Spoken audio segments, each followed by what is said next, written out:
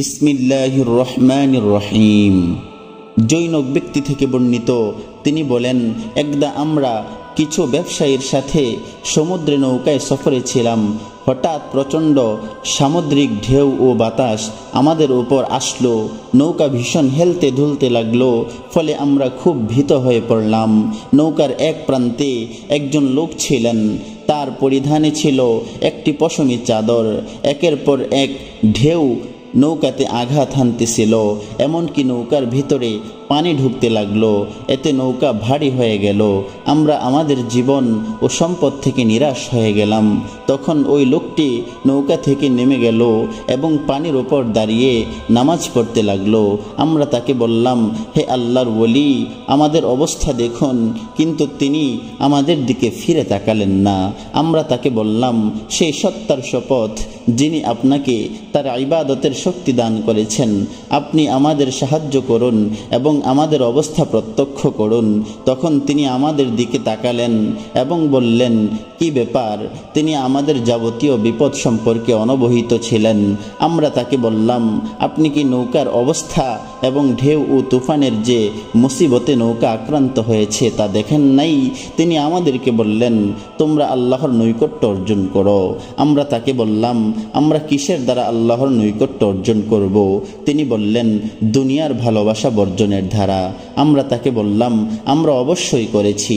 তখন তিনি বললেন, এবার আল্লাহর নাম নিয়ে অথবা বিসমিল্লাহ বলে নৌকা থেকে নেমে আসো।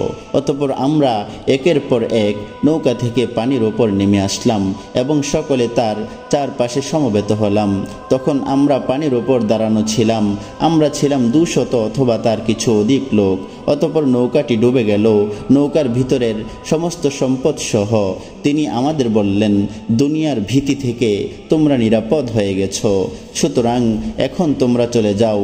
আমরা তাকে বললাম, আল্লাহর কসম দিয়ে আপনাকে আমরা জিজ্ঞেস করছি, আপনি কে? আল্লাহ আপনার প্রতি রহমত বর্ষণ করুন। তিনি বললেন, আমি ওয়াইস আল করুনি। আমরা তাকে বললাম, নৌকাতে মদিনার গরিবদের জন্য কিছু সম্পদ ছিল। মিশরের এক ব্যক্তি তাদের জন্য তা পাঠিয়েছেন। তিনি বললেন, যদি আল্লাহ তাআলা তোমাদের কাছে তোমাদের সম্পদ ফিরিয়ে দেন, তোমরা কি তা মদিনার গরিবদের মাঝে বন্টন করবে? আমরা তাকে বললাম, হ্যাঁ।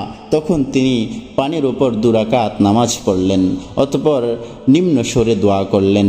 ফলে নৌকাটি তার অভ্যন্তরস্থ সমস্ত সম্পদ সহ পানির ওপর ভেসে উঠল। তারপর আমরা তাতে আরোহণ করলাম এবং ওয়াইস আল কুরুনি রহমতুল্লাহি আলাইকে আমরা হারিয়ে ফেললাম।